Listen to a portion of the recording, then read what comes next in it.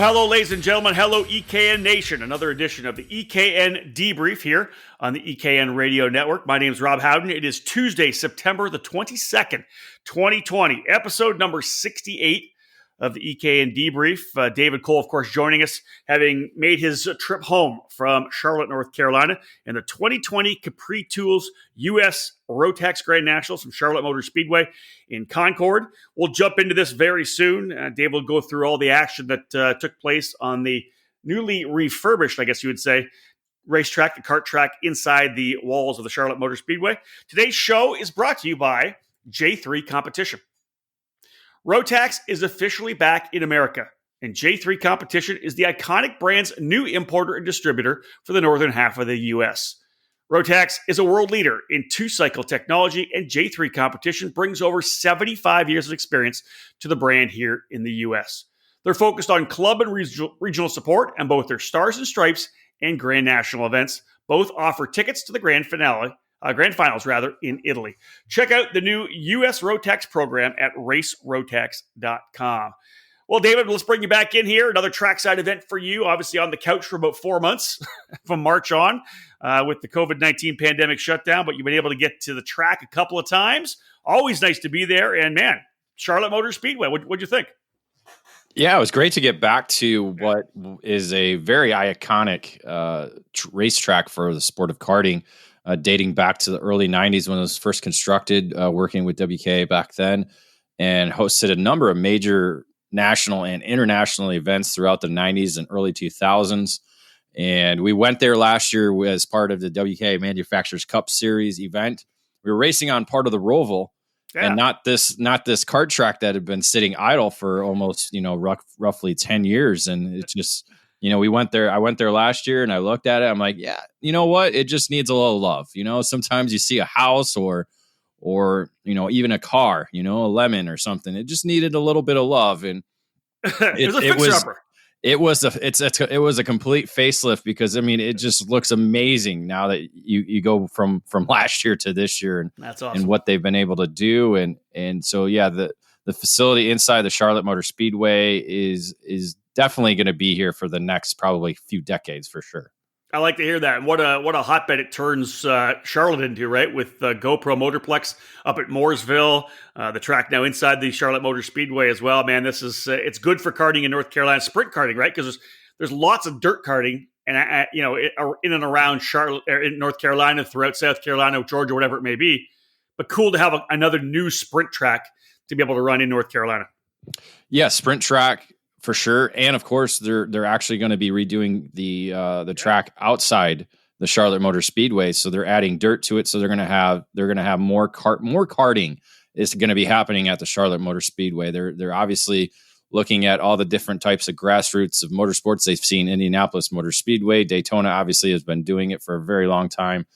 But it's that connection to grassroots motorsports because again, Doug Bowles said it great. The best way to get current and future motorsports fans is to get them at the grassroots level. And I think that's, having these events there, it reminded me of back in the day. But again, every time we go into Daytona or now that we're going at Indianapolis Motor Speedway, you just get that warm, fuzzy feeling, of just being inside a facility like that. That's it, man. When you're driving up on the access roads, right? Because of the big grandstand, just as you're coming in, you get that, we talk about going underneath the tunnel and coming out the other side when we're racing inside the track. But the simple fact is all you got to do is, the minute you turn onto the first access road, when you're coming down 16th, Crawfordsville Road at Indianapolis, you see the track when you get to the roundabout. And the same thing with Daytona. Get out of the hotel and just start rolling down the road, and there's the track there. The same for Charlotte. You start seeing those grandstands, and man, it's kind of fires everything up. I know that every time I've been to all three of those tracks, I felt the same way. Yeah, add in the drag strip, the 4 wide drag strip, and the dirt oval, what do they call it? Charlotte dirt track outside next door. It's just, it's a mecca for motorsports. America's home for racing. So, David, give us the quick little lowdown. How was the event itself? Of course, September 17th, 18th, 19th, just last weekend, last Thursday, Friday, Saturday. You were obviously flying home on Sunday, kind of a unique approach to the weekend, getting things done on Saturday. Overall, how was the weekend? Well, the reason for the Thursday, Friday, Saturday was the J3 competition. The promoter of the event worked with the local racetrack, GoPro Motorplex, who happened to have a club race on this weekend. As we know, with the COVID-19 pandemic, a lot of schedules have been shuffled around and moved around. And obviously, this event was shuffled around to this weekend being on the 4th of July weekend previously. So they were able to shift this event one day to go Thursday, Friday, Saturday, so that those local drivers could either participate in both or just have, industry members had the option of being at both as well too. So overall, it was a great, win-win working relationship between the two entities. But so yeah, it was weird in that sense being done, as you just said. We talked coming before online that I thought today was Wednesday and today it's actually Tuesday. So, so that's a little bit. But the major story was the weather. As we saw watching throughout the weather channel and weather apps, the tropical storm Sally was making its way into the United States and up through towards North Carolina. Well, it hit the Charlotte Motor Speedway area all day Thursday. Literally no chance of zero rain whatsoever. It rained 100% of the time. They got 2 practice sessions in on the day and before things had to be canceled. So shifting a little bit of a schedule. But after that, Friday and Saturday were dry. We began a little bit wet Friday morning, obviously because of the amount of rain that came down. But the rest of the weekend was dry. So that was good. A little bit windy on Saturday during the main events, but no rain in the area whatsoever. So that was good. And again, on track, no major incidents, no red flags. We did have one red flag. There was one flip that occurred during one of the super heats, but the driver got up, walked away right away. It was a micro driver, so again, taking the precautions necessary for the younger drivers, but no major issues, no major injuries, other than the weather changing the schedule around a little bit to help get racers as much track time as possible.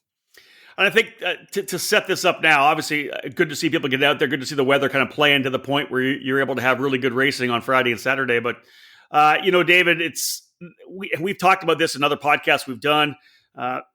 Essentially, J3 competition pressing the reset button for Rotax, right? This is a program that from the early 2000s at one point got to the point where the Grand Nationals always had 200 drivers, right around that 200, 199, 205 kind of thing. That was kind of where it always came in, only 6 classes. And didn't matter where we went. You'd lose a couple, you'd gain a couple. If it was West Coast, you'd get a couple more drivers on the West, but less from the East. When it was East, it was the other way around. This thing, of course, restarted. And Justin Stefani and the Giacomellis at J3, they realized what they're doing is setting a new baseline, right? And there was double digit in 2 of the categories, a total of 51 drivers, I think, in Rotax and 13 drivers in that Briggs Pro 4-cycle class. I think that's a great way to get things restarted. You get the event done, you put it on, you award some tickets. That's your baseline. You move to 2021. Yeah, because again, last year was kind of a different scenario because they offered 2 events, one in Utah, one in Pittsburgh. So they were trying to rebrand it a little bit differently, but I think they see the connection in having that U.S. Rotax Grand Nationals name and giving a little bit of prestige to it. Obviously, it's been part of karting here in the United States since 2001. So it has a bit of a prestige to it. But like you said, you got to hit the reset button when you have a number of people involved in the sport that don't know what Rotax even is. That's it. You're right. Or you have the other side of the equation where you have people that are were bitten by Rotax or are bitter towards Rotax because of previous entities that were involved in it. So it's a combination of both, and I think they're going at it the right way to where they're trying to focus at the regional level, and they've established something in Colorado. They've established a little bit or a stronger showing in the Northeast area as well. I think that area has never really lost Rotax, but it's still strong there. Colorado is the same way. It always had a little bit of Rotax there, but it's growing back again. again, it's getting the, race teams and shops on board with it. And so they're establishing that service center program, that we saw during the early years of Rotax. That helped build that base, that helped get to the almost 200 entries at the U.S. Rotax Grand National. So I think to start out at 51, you're at a double digit average for the 5 categories. So I think that in itself is a win. And then, hey, if you double it up for 2021 in a year that hopefully will be back to normal, because again, we're still around COVID, we're around all this massive rescheduling of everything, events on top of each other, because again, there's another large event that was going on the West Coast. So it split a little bit of the that national sense when you talk about race teams and industry members within the sport. And just, people are almost probably a little bit burned out too, because we've been at it so hard since June. Yep. We got going right in June, and it's kind of just been nonstop racing. So to be double digits for an average, I think that's a great start. And, again, if you do a 20% even upgrade next year, or like I said, I think 50% is or doubling is even doable. Yeah. 2 things. You brought things that you hit the nail on the head. J3 and everybody with the Rotax program, racerotax.com. Number one, they're having to educate people that are new to the sport, right? People that are maybe been in for the last 2, 3, 4, 5 years. They're educating them on the Rotax program. And then, like you said, Dave, perfect comment was the fact that they're also rebuilding trust and loyalty in the people that were all in on Rotax 15 years ago, that may, like you said, may have got bitter, may have got turned off by the product a little bit. The product's been dialed in. They're happy with the way it is now. It's perfect in their eyes and the way things are. And bam, you're right. They're going to be built. They're going to rebuild the trust and the loyalty. And like you said, for this particular weekend, the Rock guys had their Rock Fest West out at Sonoma this past weekend as well. So you got all the Rock racers were out there, and East Coast drivers came and ran. And as you said, essentially double-digit average for the 5 categories and only 5 classes, right? Not the 10 or 15, 5 classes. I think, like you said, a great start. I always say 10% growth. Now, 10% growth is 51 to 56 for next year. Maybe it's 20. It's more likely going to be 40 or 50 or maybe even 100%. There's a good possibility they could roll in with 100 drivers quite easily next year when you take the factor of the COVID shutdown out. You take the fact that everybody's jamming schedules in, like you said. So many variables that will not be playing against the event in 2021. So, yeah, we look forward to seeing them come back. We are just getting things started here, folks, on episode 68 of the EKN Debrief. When we get back after this quick break, we'll jump into the paddock pass, and David will give us some of the insight that he was able to get from the paddock, talking to the teams, talking to the drivers at Charlotte Motor Speedway.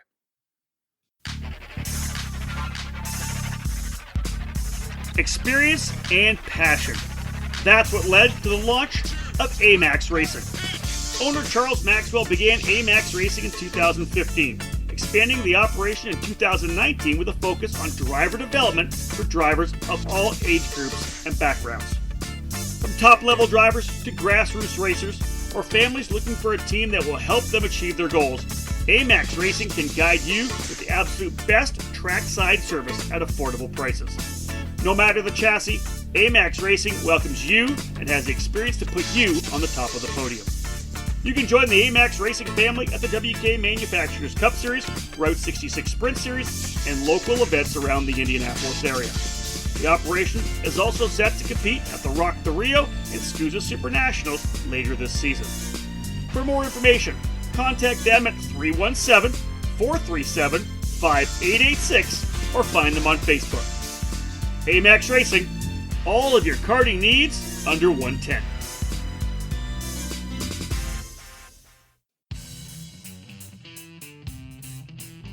Acceleration Kart Racing is your first and only stop on the internet for karts, parts, and safety gear to get you on the track. Shop AKRA.com offers a great selection of karting equipment on a user-friendly website. Acceleration Kart Racing has aligned itself with many of the top manufacturers and distributors in the sport to ensure that all the latest equipment is available to you, the consumer. With customer support available 6 days a week, you can be confident about getting the right parts at the right price. Be sure to visit shopakr.com today or stop by their headquarters in Las Vegas. Also, follow them on Facebook, Twitter, and Instagram for the latest specials, clearance items, and new products.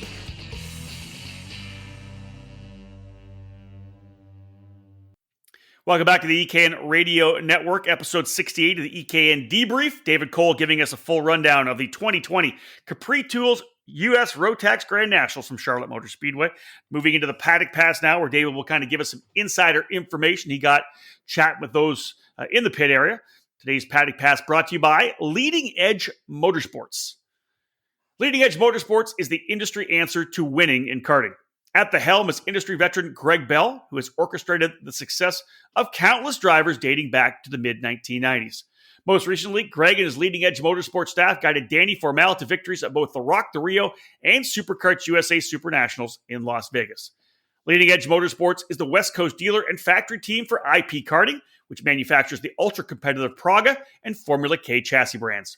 Visit leadingedgemotorsports.com to find more info or find them on Facebook and Instagram. At Leading Edge Motorsports, winning never gets old.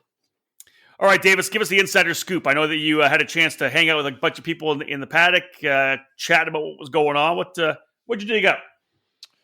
Well, we kind of touched on it a little bit in the opening, but, this was the return of the U.S. Rotax Grand Nationals branding, the name and the event. Last year, Stars and Stripes Trophy was held in Utah.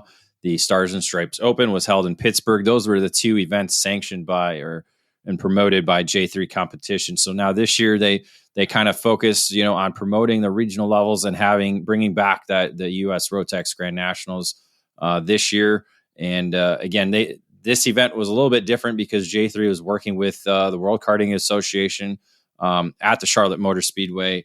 The WK were actually used as officials and corner marshals in that capacity, and obviously around with logistics surrounding the event, because on the back stretch is the WK home. That's their home office and where they reside. So I think it was a good pairing between the two entities, but throughout the weekend, obviously had some learning curves here and there, but how do these rule structures are compared to what WK has used in the past. So had to get on board with that. But I think overall it was a good working relationship between the two. So we'll see how that continues moving forward. As we said, in the weather conditions changed the way the format of the event was to be run. Thursday was the full practice day. It was supposed to be 6 rounds for each category. Unfortunately, because of the rain and Tropical Storm Sally coming in through the area, the over half of the practice sessions were canceled on Thursday. So Rotax, did it. I think it was probably about noon when they decided to call it.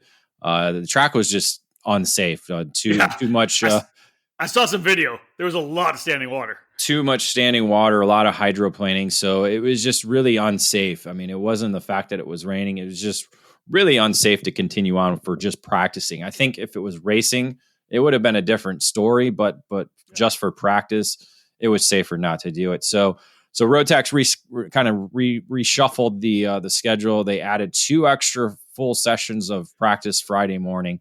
So they had a warm up and 2 full practice sessions to be done before the lunchtime. After lunchtime, then qualifying began for all the categories with 2 rounds of heats. Following that, they moved the third heats to Saturday morning, and that was paired up with the super heat and the final. So it was really kind of a quick event, because we got there. I got there Thursday just as the practice was getting canceled, and so it just seemed like the event went by really, really quick with the way the format was, and even the Giacomellis kind of joked around, hey, maybe we could do this in a 2-day type scenario. Right? No kidding. So I mean, yeah, because almost to the point where, we'll talk a little bit later, maybe just one set of tires throughout the whole 2 days. So it would be something different and unique, that's for sure, because we see a lot of programs there basically practicing 2 days straight before we get into competition. So it'll be interesting to see what they do. I think they'll still stick to 3 days in the future, though. Yeah, once they start getting more drivers too, you never know, right? I think a 3-day program better for a Grand Nationals, anyways. David, let's talk about the racetrack a little bit. Give me your thoughts in talking to those those people trackside. What were their thoughts on the track itself? Well, smooth and fast. Those were obviously the two common words that you heard about the racetrack. With it being just repaved in the month of April, they added curbing that wasn't there in some of the other races that WK had in the past. So the curbing certainly set the boundaries for the apexes of the corners. They're not easy curbs. They're a little bit more drastic than what you see at like Newcastle. I'm trying to compare them to something, but they are very tall. So jumping the curbs is not something that you want to do at this at the newly repaved Charlotte Motor Speedway kart track. Interesting. So, all right. The track staff within the Charlotte Motor Speedway was on top of everything, helping with the rain and drainage of the rain, because as you know, the track sits inside NASCAR turns 3 and 4. Well, that rain comes down the banking. It's got nowhere else to go but down. And it comes down through the racetrack. And actually it's turn, let's see, 1, 2, 3, 4, 5. So turn 5, it's a left-hander that takes you through the first part of the S's to get onto the back straightaway. That section was probably the wettest of the kart track. And obviously certainly through Friday morning's practice sessions. And so they had, I think at lunchtime before qualifying, to help make sure none of it, the rain, the stream of waters went away. They came out and they threw a bunch of dirt and did a bunch of things around the grounds to kind of help alleviate the water from running across the racetrack any further. So again, dry, and then tons of track time for the track blowers. Not the big ones that you see at Daytona, but smaller versions, blowing the racetrack and obviously cleaning up all the debris here and there. But they were on top of it all weekend long. So it was good to see that. And then they had the big scoreboard on all weekend long, telling us to keep our masks and social distancing on. Oh, good. Then that way Eric Brennan didn't have to do it over the PA the entire time, right? Yeah, exactly. How about format? Same as the grand finals. Is that what they did? Essentially, yeah. Because instead of a pre-final where they would split the 72 drivers up into two different pre-finals, they called it a super heat. So the format was kind of based on that, where you qualify and you start all 3 heat races where you qualify, which is something that a lot of programs don't do anymore. We see the progressive through when you have multiple heat races. And then so after those 3 heat races, they took all the points from that and set the order for the super heat, which you would typically do for the pre-finals at the Rotax Grand Finals. And then when you get done with a super heat, you take those points, you add them up to your heats, and then use qualifying as your tiebreaker, and that sets up the grids for the main event, the final. So it a very similar format, something that you would experience at the Rotax Grand Finals. 9 of the drivers that were at the event are going to experience that in January in Portimao, Portugal. Nice. So it gives that continuity, something that we love to see in karting, not sporadic, ideas here and there, where what the format's going to be at certain events that you go to. So it was a unique way. I think as the fields get bigger, it'll be interesting to see how it unfolds. As we know, sometimes in the past when we saw pre-final setting the lineup for the mains, well, you do great through the first 3 heat races, but you have a DNF or something like that happens in the pre-final. You got to start the main event from the final. So the way this format is, it takes away that huge penalty if you have a bad pre-final or a bad super heat in this case. So I really like the format. It's something we saw Rotax change to a couple of years ago. I believe the FIA does it as well. So I like the way that format fits when you have multiple heat races like this, plus a pre-final. This is episode 68 of the EKN Debrief. David Cole kind of giving us his report from his coverage of the 2020 Capri Tools U.S. Rotax Grand Nationals from Charlotte. We are now into the Paddock Pass section of the podcast here today. The Paddock Pass brought to you by Leading Edge Motorsports. So what else you got, David, Paddock Pass-wise? Well, the event was really the debut at the U.S. Grand Nationals for the My 20 MY20 mini and micro engines, something that Rotax introduced last year at the Rotax Grand Finals. A new platform for the mini and micro engines.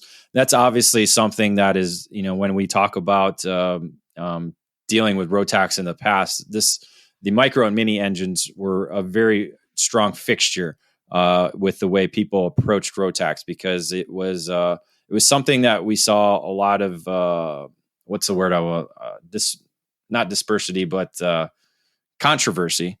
And not a lot of parity within engines. So I think that's something we saw throughout this weekend. We didn't see any engines really outpowering one another. All the drivers seem to have the same amount of speed, on the straightaways, dependent on obviously how they get out of the corner.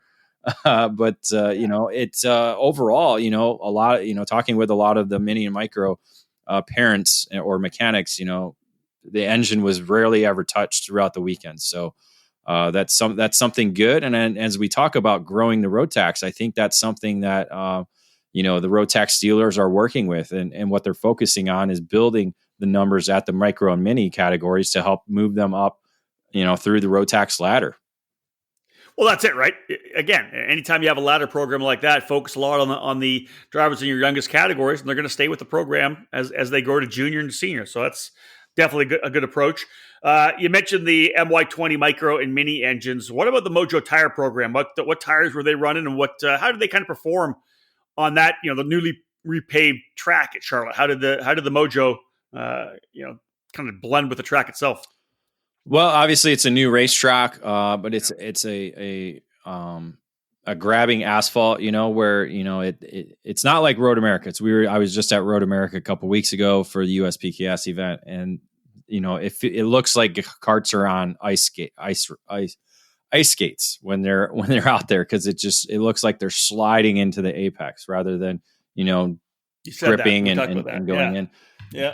D2, it was D2 tires for the micro, mini, junior, and pro 4-cycle, and then the D5 for senior and masters. And for the D5, it certainly has a lot more grip than what we were used to seeing with the Mojo tires, because in the years past, we've always considered the Mojo tire one of the harder compound tires in the industry. And I think it still kind of is that, but the D5 certainly, had some praises for the senior and masters drivers. You didn't have that sliding into the apex type scenario. A little bit more for the D2. Obviously, it's a little bit harder of a tire. And then with the mini and junior drivers, so a little bit more sliding through there. But even talking with the 4-cycle drivers in the Briggs category, they really enjoyed the tires. It's very similar to what the Bridgestone Cs are. The harder Bridgestone tire that they have there. So a very comparable to that. But the one thing that was mentioned on the weekend was how these tires work even better as you get more heat cycles into them. And then looking at the times, obviously the track was drying a little bit Saturday, but the lap times on qualifying were not as quick as they were early Saturday morning. Heat 3 seemed to be the quickest throughout the weekend for nearly all the categories, especially in the senior and masters division, where the quickest lap time of the weekend was done in Heat 3. So a little bit has to do with the track conditions, of course, but comparing the lap times over the categories, it did seem to be that it got better after a couple cycles, and then after that, it didn't fade away a lot. It was just maybe a tenth off. I think 0.2 at the most from what was the quickest lap of the weekend. So a very consistent tire throughout the weekend. Nice. A lot of good information in the paddock pass here for this edition of the EKN Debrief. After this break, time to start rolling through the 6 classes that went wheel to wheel at Charlotte Motor Speedway. Stay with us, folks. More to come here on the EKN Radio Network. Feel like you're racing alongside the many legends that have called CRG home. With direct factory support, the CRG Nordam operation is the North American distributor for all CRG products related to karting and is based just outside Houston, Texas. The complete racing chassis line, including the famous Road Rebel shifter kart, is available through CRG Nordam. The growing FS4 Briggs & Stratton focused chassis is expanding worldwide, including right here in North America. Many tracks, indoor and outdoor, have made the switch to the Centurion rental kart line through CRG. New for the 2020 season is the Mini Hero for cadet racing, homologated for FIA competitions around the world. Head over to kartcrg.com or find them on all social media networks. Every winter, young drivers take the leap up to the next class. Whether it's micro to mini, mini to junior, or the big jump from junior into the senior ranks, it's tougher competition. If your son or daughter are moving up a class in 2020, give them exactly what they need to be ready. Professional coaching from the most respected teacher in the sport. With over 30 years of karting experience, Alan Rudolph and his staff at the Alan Rudolph Racing Academy specialize in training young racers and accelerating their skills so that they're ready for the next challenge. Don't just invest in equipment, invest in your driver. Bring them to the Alan Rudolph Racing Academy at Speed Sports Racing Park in Houston and invest in their skill development. Get them ready to take on that next on-track challenge, better prepared than ever. Get ready for 2020 by calling the Alan Rudolph Racing Academy at 866-607-7223. Head to speedsportsracingpark.com to learn more. Back at it once again. Time to jump into the race report of the U.S. Rotax Grand Nationals that happened down at Charlotte Motor Speedway last weekend. This race report brought to you by Precision Karting Technologies. With over 40 years of manufacturing experience, Precision Karting Technologies is the leader in American-made components. PKT produces high-quality products led by their full line of chromoly and mild steel axles. Metric or imperial, standard or custom, they have what you need. Collars, keys, and bearings, they're the source for axle components in the USA. With over 70 dealers throughout the US and Canada, it's easy to choose PKT. Family owned and operated, proudly made in the USA. All right, David, let's jump into the Senior Max class. We've kind of altered things here for 2020. We're starting off every class with a headline. And the one you got written down here is Senior Rookies Mars and Workman go 1-2 to become leaders of Team USA. Well, essentially, that's what we were there for, to get the tickets out and to set up our Team USA for the Rotax Grand Finals. The senior category is always kind of looked at as part of the leadership within Team USA, with DD2 not being around this year for the Grand National. So you kind of look at Senior Max. Ironically, the two drivers going over there are senior rookies. So I was going to say they're young. It's a unique situation, but on track throughout the weekend. Luca Mars really set the tone throughout the weekend in his Speed Concepts Racing Red Speed. Was super quick in qualifying and had Weston Workman right there, kind of sizing him up throughout the weekend. So Mars set up led qualifying and won the first two heat races to end the opening day. You come back the next day and Workman found a little bit of speed overnight, was able to beat Mars for the third heat race, and then again in the super heat. So Workman looked like he had the pace to be able to triumph in the main event. We got into the final, and it was essentially all Mars as he jumped out to the lead with the pole position and never relinquished the top spot. Workman was right there on his bumper throughout the race, and they were able to come across the line 1-2. Hayden Jones had a good run on the weekend, another senior rookie. So we had senior rookies actually taking 4 of the top 5 spots, with Hayden Jones in third, Max Opolsky, another driver that this was actually his first senior race that he had done, moving up to the 5th spot, had fast lap of the race, coming up from the 8th position, qualified third. So he was actually really quick, but had some issues in the heat races that kind of moved him down the order. Dante Yu ended up finishing in the 4th position. So he was essentially the veteran in the category when you look at the top 5 there. Cool little story, though, about Opolsky, who was running with Ryan Perry Motorsport. He had Everett Giebler wrenching for him on the weekend. And as we know, Phil Giebler, a former Indy 500 Rookie of the Year, has been a longtime karter. Well, Everett and him were actually at Charlotte Motor Speedway back in 1998, where I was there, where Phil Giebler was racing in Formula A, was able to come across the checkered flag for both wins in the main events, or the 2 main events they had that weekend. beating the names of, say, Ryan Briscoe, Patrick Long, and some Spanish guy named Fernando Alonso. Not quite sure if anybody's heard of him before.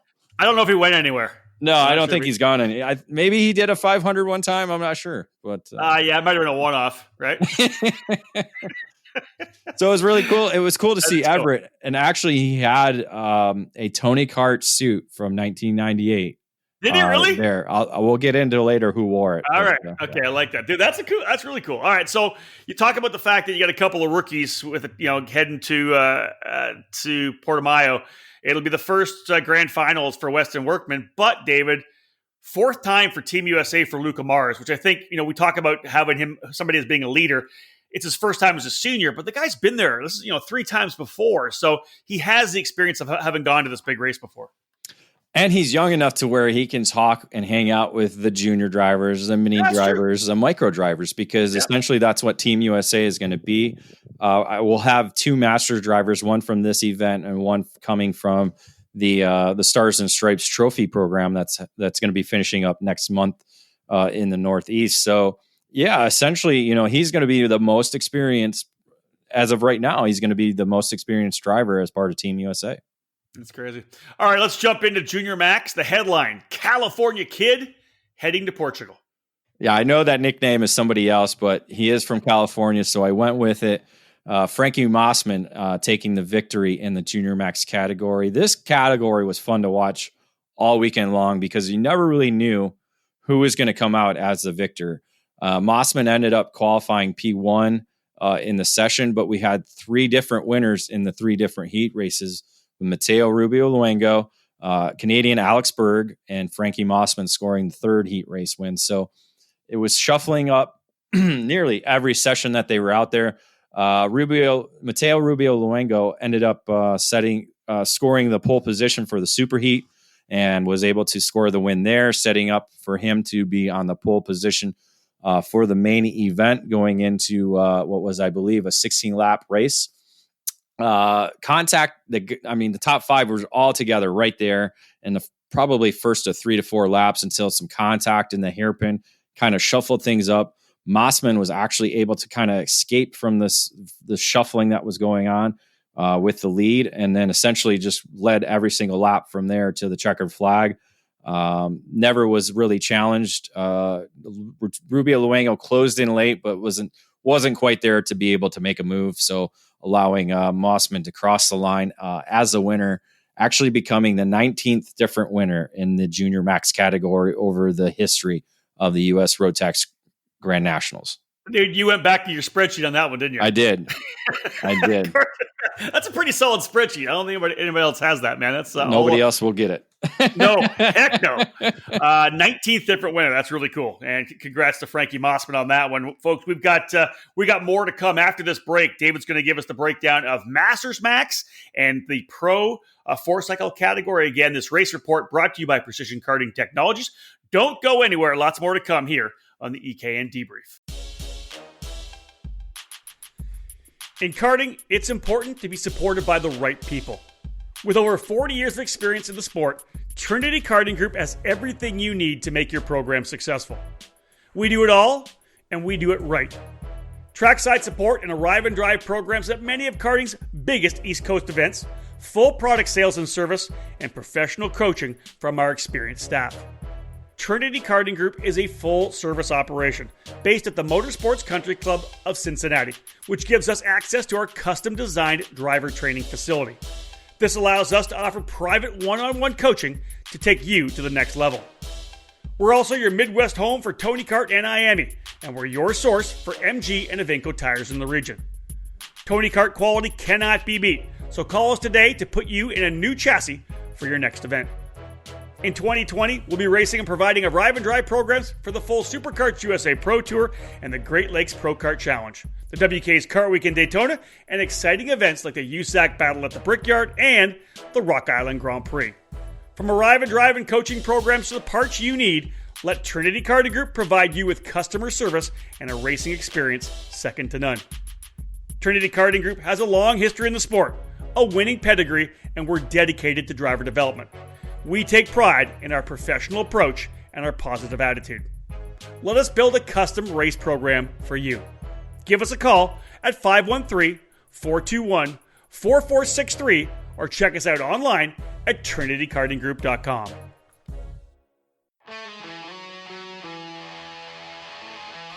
Wins in the sport's biggest races and championships in national and regional series all over the country, they're all on Nitro Kart's resume.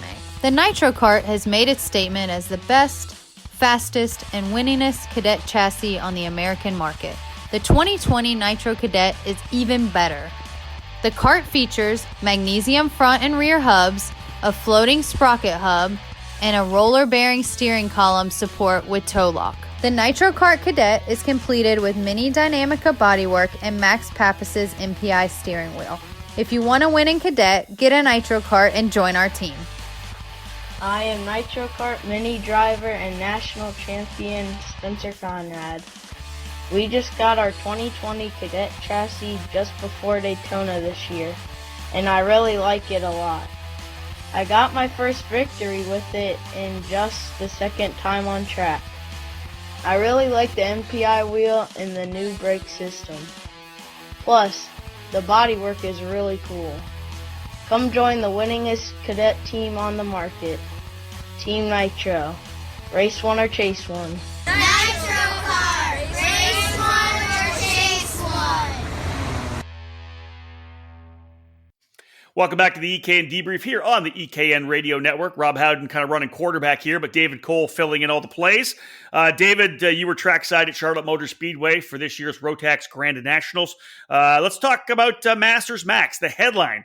Bonanno goes perfect to earn second trip to Rotax Grand Finals. The title says it all. I mean, when you go perfect against two former Team USA drivers, there it is. Two former U.S. Rotax Grand Nationals champions. It's just a perfection performance put in by John Bonanno. Bonanno, a 2018 Team USA driver, winning a ticket that year to head to the Olympics of karting.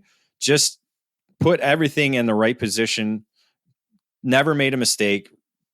Never relinquished the lead, and just had a perfect weekend all along. So again, qualifying P1, winning all three heat races, leading every single lap, leading every single lap in the super heat. And then in the final, it was when really things started to heat up, when Derek Wang put the pressure on him.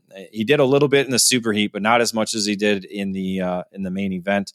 Derek Wang, obviously a 9-time Team USA member, certainly wanted to get his 10th, I believe, but just came up short. Bonanno ran a defensive line as they came through for the final circuit, and just coming to the last corner, it looked like he left enough room for Wang to get through, but essentially Wang jumped the curb there in the final corner, going off into the grass, and Bonanno able to cross the line first. So scoring his first U.S. Rotax Grand Nationals victory, and again, as we said, becoming a two-time Team USA member. Let's go back real quick to Junior Max. We didn't give you the final top five. Mossman had that race win, as David alluded to. Rubio Luengo finished second, Weinberg third, Berg fourth, and Julian DaCosta rounding out the top five.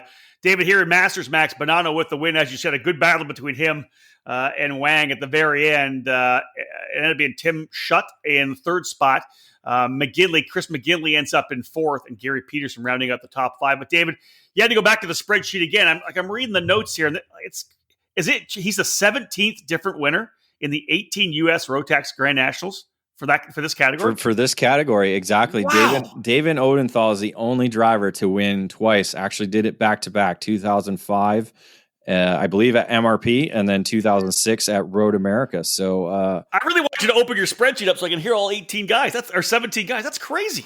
Well, it is. But again, that's the one thing about the Rotax category, Rotax Grand Nationals. We've always seen number of first-time winners. So you got to go back to 2002.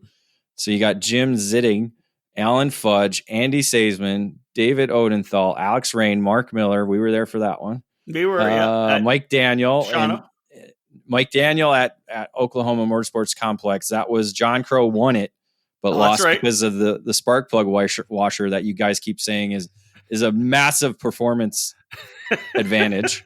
Yeah, it is. Eric Jones won 2010 in Newcastle. Brent Harper 2011 at Utah. Johnny Blair 2012 at MRP. Max Pappas in 2013 at GoPro. Ken Maxfield at his home track in Utah. Scott Roberts, who we good buddies with, won in 2015. Derek Wang 2016. Billy Cleveland in 2017. Antonio Pizziano, I believe a former F1 driver, right? Oh, yeah. Won in the event in 2018 in New Jersey. So, and then the last year they didn't have a Masters class. They did DD2 Masters instead. Yeah. So, Bonanno is the 18th. Dude, it's just what a who's who too, right? There's a ton of big names in that group. That's awesome. Like I said, to be super cool. I mean, Derek Wang's won twice. He won DD2 in 2018. Won, as we said, Masters match in 2016. So to be able to beat Wang and Tim Schutt at the same time is certainly an accomplishment. Very, very, very impressive. The J3 competition crew adding a pro 4-cycle class to the program. Obviously, there's room on the schedule. Let's bring some Briggs guys in. Here's the headline. Mars grabs $1,000 in cash with a perfect weekend. It was a near perfect weekend, essentially perfect when you look at the scoreboard.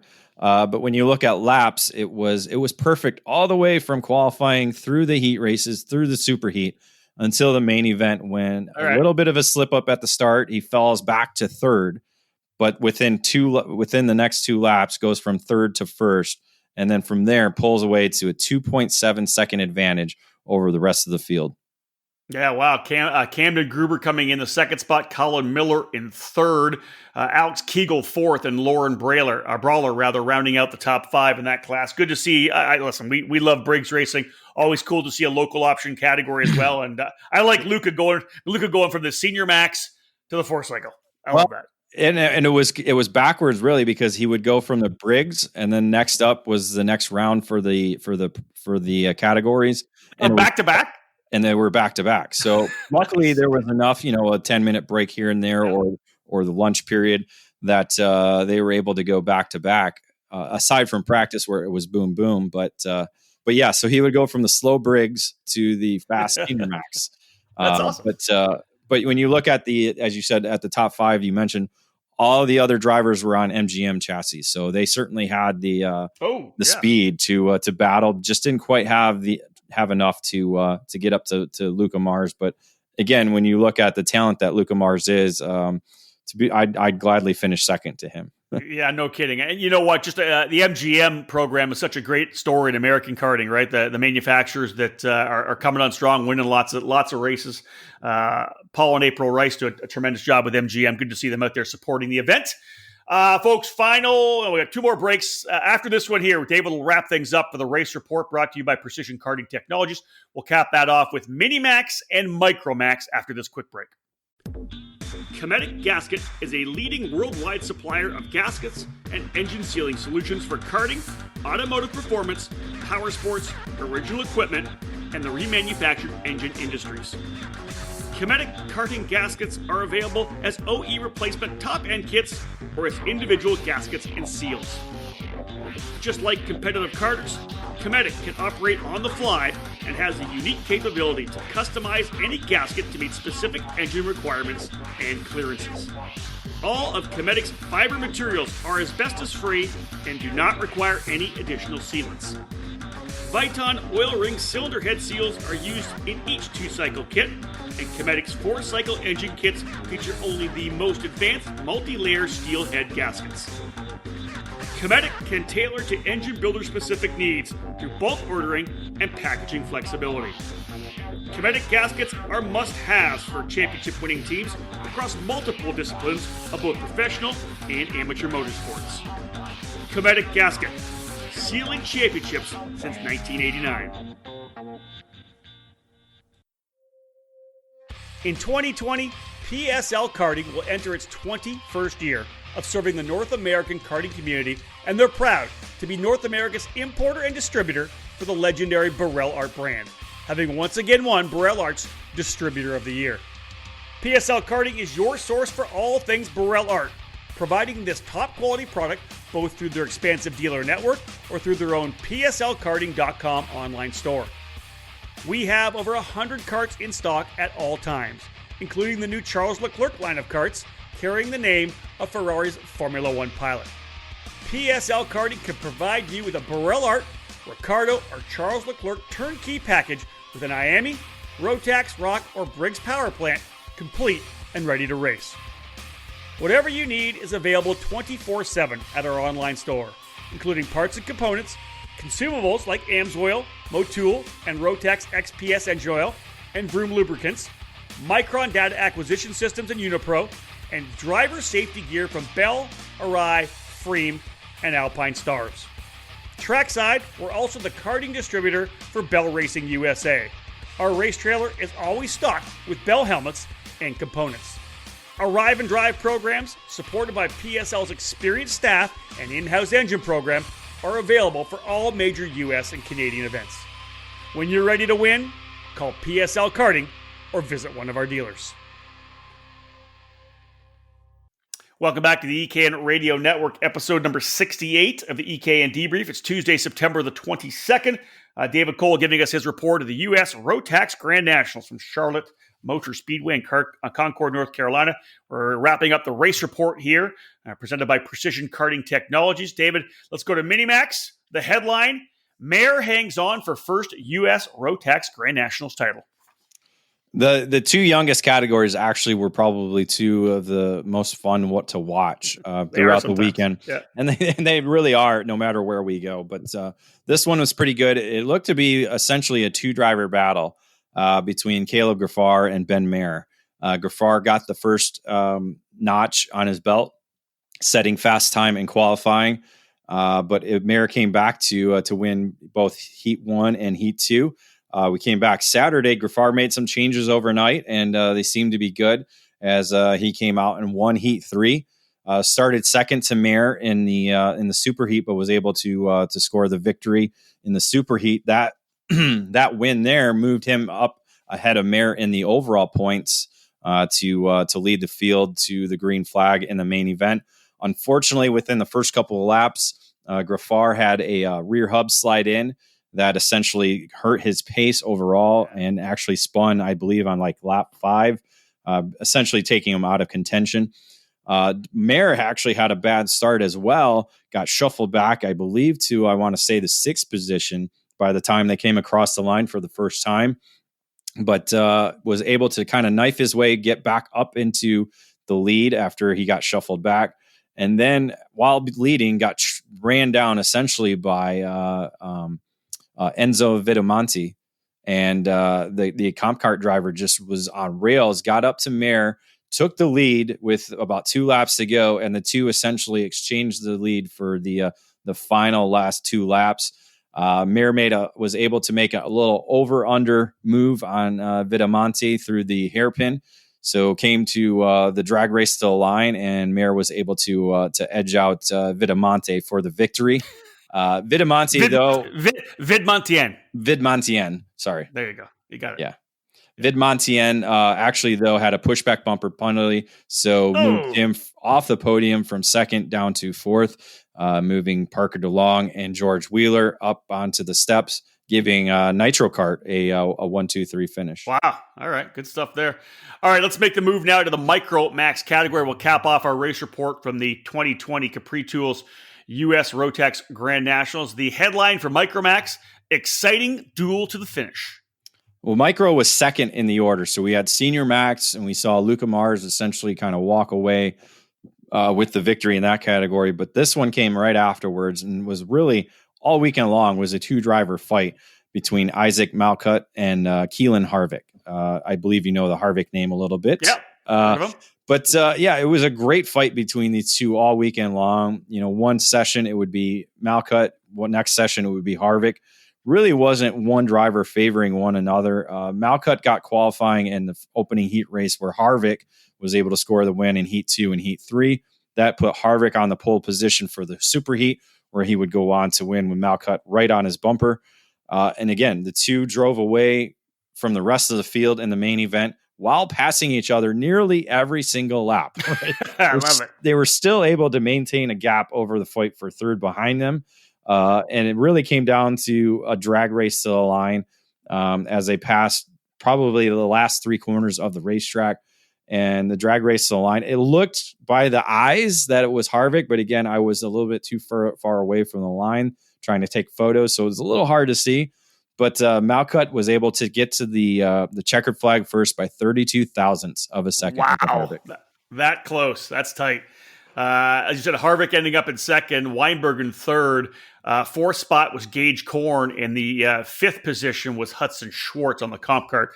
I like a good battle like that. And as you said, David, micro and mini, man, we've had a lot of fun in this kind of truncated schedule, watching these guys in micro and mini. It's really been, guys and girls, actually, let's say that, because it's been a good cross section in all the races we've been to. But they're just putting on such great racing, and the racecraft is always so impressive. That's the one thing that always blows me away.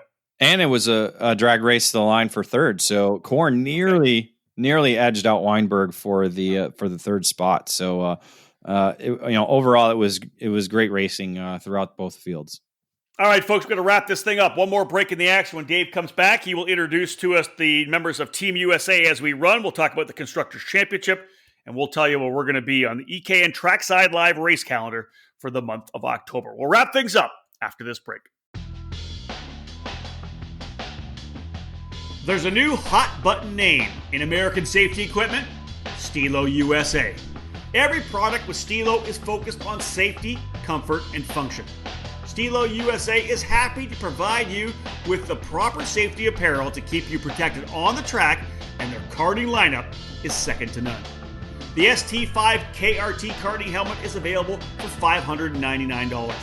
Manufactured using a lightweight and extremely strong composite material, the KRT provides an excellent fit and comfort level due to its dual density interior foam lining, and it's equipped with a symmetrical visor that offers excellent vision and an effortless central visor locking system. The ST5 CMR standard was developed jointly by the FIA Institute and Snell Memorial Foundation to ensure safer and lighter weight helmets for the younger karters.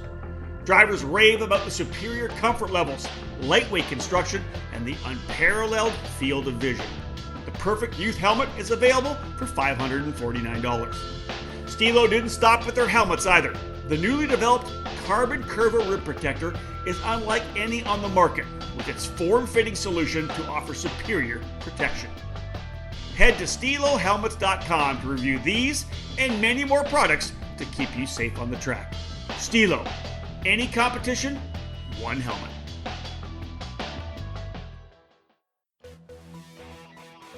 Winning takes top quality equipment, flawless preparation, experienced coaching, and passion. And at Team GFC, we live our passion. Team GFC is focused on 2020, and we're set to make our debut at the Rock Cup USA Florida Winter Tour in the East and return for more victories at the Challenge of the Americas in the West.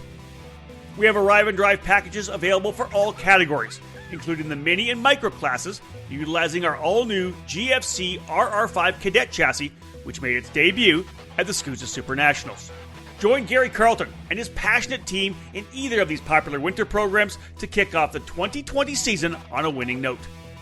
Team GFC is extremely excited about launching its new Team GFC Young Driver Development Program. Learn from one of the best American karters with over 25 years racing at the highest levels of the sport, offering personalized training on and off the track. Follow GFC Karting on Facebook and Instagram, or click over to gfckarting.com to learn more about joining Team GFC in 2020. GFC, live your passion. Welcome back to the EKN Debrief, episode number 68. We're going to wrap things up from David Cole's coverage of the U.S. Rotax Grand Nationals for 2020. David, as you said from the very start of the race report, the reason we're here, and the reason you guys were there, was to figure out who was going to be Team USA, who was going to Portimao, Portugal, to represent the country at the Rotax Grand Finals for this year. Give us a scoop. What drivers are going to wear the red, white, and blue for this year's race? Well, as we talked about in the senior category, Luca Mars is going to be going to his fourth Rotax Grand Finals. This will be his first in senior after 2 years in junior and 1 year in the Mini Max division, dating back to 2016. Weston Workman finished second. He earns his first trip to the Rotax Grand Finals. Excuse me. John Bonanno winning the Masters category. He's going to take that one ticket that was available in that category. And as we said, this will be his second trip to the Rotax Grand Finals, going back there in 2018. Junior Max category, we have 2 drivers going from that division. Frankie Mossman winning the main event, with Mateo Rubio Luengo finishing second. Both are going to be making their first trips to the Rotax Grand Finals. Mini Max driver Ben Mayer is going to be on his second straight trip to the Rotax Grand Finals, racing last year in the micro category. So this will be his first year in the Mini Max division. Micro category, all 3 of the podium finishers earned a ticket to the Rotax Grand Final. So we'll have Isaac Malcutt, Keelan Harvick, and Carson Weinberg representing Team USA in the micro class. I love it. Last chance, folks, to be part of the Team USA program is through the Stars and Stripes Trophy program that David alluded to earlier. October 2nd and 3rd, they're running at United Karting, and October 10th and 11th at Oakland Valley Raceway Park. Tickets, David, still up for grabs for Team USA in Micro, Senior, and Masters. Yeah, so we should have 12 drivers essentially representing Team USA this year. It'll be good to see. As we talked about in the past, I think we like the smaller groups. You have a little bit more camaraderie when it's smaller. Yeah. Obviously with, two in Masters, 2 in Junior, we'll have 3 in Senior, and we'll have 3 in Micro, just the 1 in Mini though. So everybody will hopefully be able to work together and see if we can get red, white, and blue back on top of the podium. Let's talk about Constructors Championship, David, for this Rotax Grand Nationals. Which manufacturers, brands were able to score wins? With only 6 categories, there's only 6 races to win. Red Speed won 2, with Luca Mars winning both the Senior Max category and Pro 4 Cycle. Comp Kart earned 2 victories as well, with Frankie Mossman and John Bonanno. Nitro Kart winning the Mini Max division, and Kart Republic winning the Micro Max. All right, folks, let's jump in and wrap things up here. We'll tell you where we're going to be. Of course, David was trackside, part of the EKN Trackside Live program, brought to you by Cooper Tires. Eric Brennan, of course, on the mic all weekend down at Charlotte. We've got 3 more races on the docket for October as we run the EKN Trackside Live race calendar, brought to you by AMAX Racing. The AMAX Racing operation is focused on driver development for karters of all ages. From top-level drivers to grassroots racers or families looking for a team that can help them achieve their goals, AMAX Racing can guide you with the absolute best trackside service at affordable prices. No matter the chassis, AMAX Racing welcomes you and has the experience to put you on top of the podium. AMAX Racing, all your needs on karting under one tent. All right, David, we were going to have just 2 races in October for trackside coverage. It's going to be 3 right now. It kind of splits us up a little bit. I was planning on going head-to-head with you. We were going to go back down to the Cup Karts North America Grand Nationals at Newcastle again on October 2nd, 3rd, and 4th. Alan Rudolph putting on the SuperNat Shootout reaches out to me and said, hey, we got to have you back down in the Howden Tower. So we're essentially going to do double duty. So we'll figure out how we stream the coverage for that. But that first week of October, just a couple of weeks from now, I will be in New Caney, Texas at Speed Sports Racing Park. Looking forward to that. I know the Speed Concepts Racing Crew is going to be down there. Crosslink Competition, CRG Nordam, Full Gas Motorsports. Getting a lot more people coming out to that one. Looking forward to getting back to Houston. And as we talked with Alan yesterday, David, it's going to be perfect weather down in Houston. We're talking about, mid-80s, maybe low 80s, high 70s. I'll take that for sure. It'll be good. Hey, we could get that in Newcastle. You never know. You could. There's no doubt about it. You're right. You probably won't, but you could. We probably won't. As I said, I hope we get rain. I love racing in the rain, and and the CRG that I'll be driving handles really well in the rain. So, but I'm good in the dry too. You are. Let's say this, folks. Cup Karts North America Grand Nationals number 4. We are lining up. It's Tuesday right now. This will probably David are we going to have it on Wednesday? This will be on the radio network on Wednesday. This will be on tomorrow, yes. Okay, on Wednesday. Thursday, there's going to be a face-to-face live. I haven't confirmed the time yet with Greg Jasperson from CKNA, but he is going to come on with a face-to-face with me, and we will get that live streaming. So we're going to talk to Greg about the Cup Karts North America Grand Nationals 4. David, I know you've done a little bit of digging. Pretty good numbers right now, right? Yeah, over 230 entries already. So I'm pretty sure we'll get the 250 mark. That's essentially only 30 entries less than last year, and we're talking no Canadians. So That's it. Yeah. that's a pretty good increase from last year. It's not quite the 350 that you were hoping to get, but I was thinking 350. Yep. I think in 2021 we might be able to get that mark. I think we will too. David, you'll cap things off as well with the final round of the United States Pro Kart Series. A couple of weeks later, October 16th, 17th, 18th, you're heading back down to GoPro Motorplex in Mooresville, North Carolina to cap off that event. I have to think, based on the momentum that they've had, such a good opening round at Newcastle, really good numbers still up in Wisconsin at Road America. You're going to go down kind of in the heart of Miami racing down there at GoPro. I got to think that finale is going to be a big, big weekend. Well, Road America was the fourth largest event of the 8-year history of the program. So I think we have the possibility to eclipse that. So again, we're looking at, anywhere between 180 and 200 entries. And David, back down to Charlotte, you get, like you just did, you're back at Waffle House. Always makes me happy when I know you're getting some Waffle House. It's no In-N-Out, but I'll take it. I know, dude. And listen, with the Supernats cancellation, you might not get in and out till like mid. Like it will probably be challenging the Americas, right? In wherever we are for the first round. This is why Supercarts USA needs to listen to me, and they need to go wherever there's an In-N-Out burger. I don't disagree with you on that. I told you that before. All right, folks, that wraps things up. David, any final thoughts to cap off?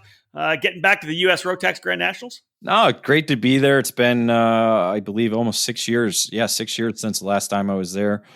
Great to have the event back, period. And, hopefully we'll be able to see 20 more years of the Rotax Grand Nationals in the future.